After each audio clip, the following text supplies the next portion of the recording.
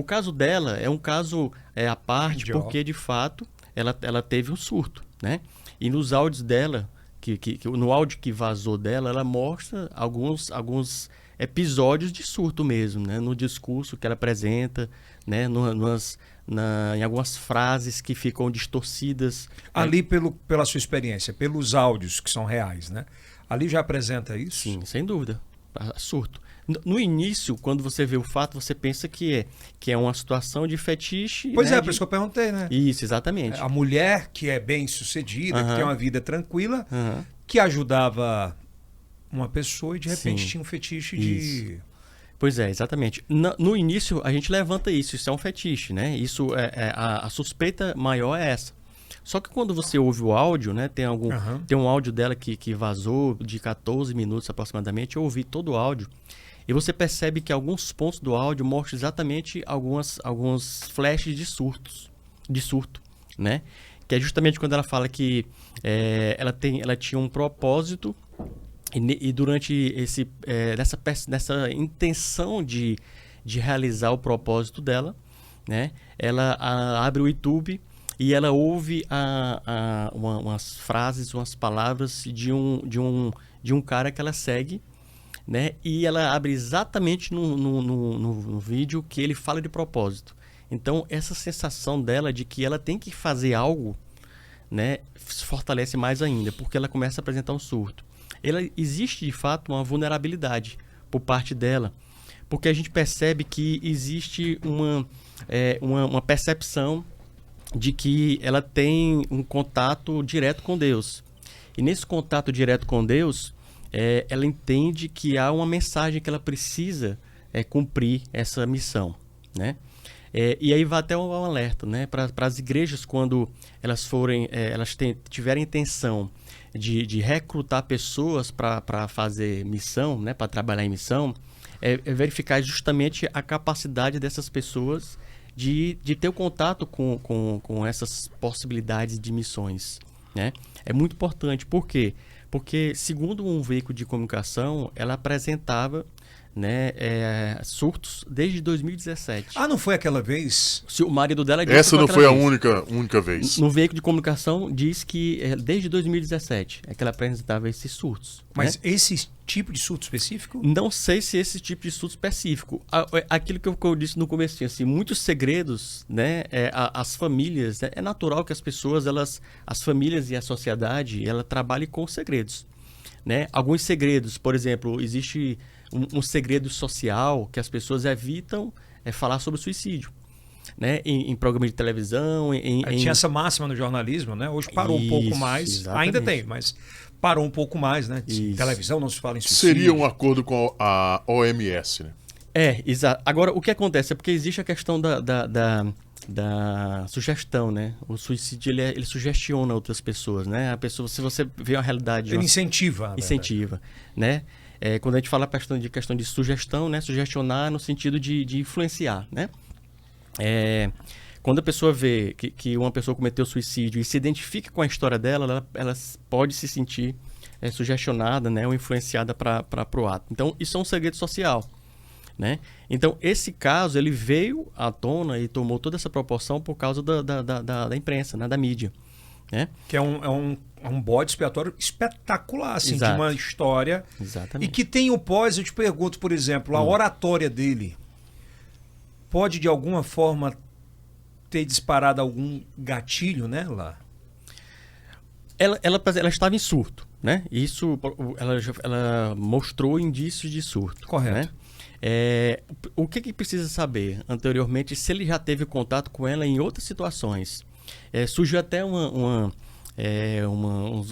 informações aí que ele tinha conhecimento de técnicas de hipnose, né? Eu vi nos veículos de comunicação também. É possível, né? Porque hoje em dia você tem contato com a hipnose de maneira muito aberta. As técnicas você encontra no YouTube, nos lugares, com muita facilidade, né? Algumas frases que são utilizadas, que são direcionadas são direcionadas para a mente, né? De maneira a influenciar algumas pessoas, né? A propaganda... Sim. Nesse caso, se ele tiver usado dessas técnicas, ele cometeu estupro. É uma coisa difícil até de comprovar, né? Pois vai é, ser mas difícil. Existe teria, a no vulnerabilidade caso, né? dela, Teria. né? Existe a vulnerabilidade dela porque ela estava em surto. Porém, fica difícil de mostrar o dolo na parte dele, porque até com onde ele saberia que ela estava em surto, né? É difícil avaliar isso, né?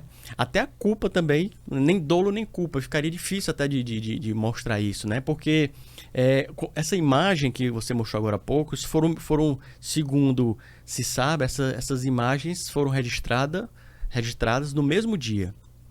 Essas imagens aqui foram registradas no mesmo dia, né? Ela fez essa oração para ele e teve contato com ele à noite, né? Esse contato aqui foi quando ela foi pegar a filha no colégio, né? E ela se encontrou com ele e tem um fator interessante que ela disse que viu pelo menos 4 terços com ele. Isso aí já é um gatilho visual, né? Do surto, da alucinação, porque ela teve alucinação. No laudo apresenta que ela teve alucinação. Então, se ela enxerga nessa pessoa todos esses textos que ela disse ter visto, isso dispara um gatilho visual para as alucinações. E o porquê do sexo em especial? O sexo pode ter sido por conta de que ela entenda que existe um propósito por trás disso, né? Agora, precisa ver a história de vida dessa pessoa, né? A subjetividade que ela esteve inserida, como ela encarava a questão do sexo, da intimidade, né? Geralmente esses gatilhos são de pessoas que foram abusadas? Pode ser, mas não se pode se determinar. Compreendo. Né? Mas esses comportamentos de pessoas em surto e do contato com a sexualidade é muito comum. Pessoas que estão surtadas ou que têm uma estrutura de personalidade psicótica, elas têm mais vulnerabilidade para a questão sexual. Exatamente. Inclusive... Tipo assim, exemplos para... Pessoas que têm estruturas de personalidade psicótica, porque nós temos 3 estruturas, né, segundo Freud. A psicose, a neurose e a perversão, né? As pessoas tidas normais, aqui eu vou derrubar até um mito, né? As pessoas tidas normais são as consideradas neuróticas, né? Porque no senso comum a pessoa diz assim, fulano é neurótico, né? O neurótico, para Freud, são as pessoas, entre aspas, tidas normais. Uhum. E tem o perverso, né, que é onde se encaixam os psicopatas, né? Mas nem toda pessoa que tem estrutura de personalidade perversa é uma pessoa má. E são os juízes de valor que a sociedade, né, impõe para os comportamentos. Pessoa boa, pessoa má.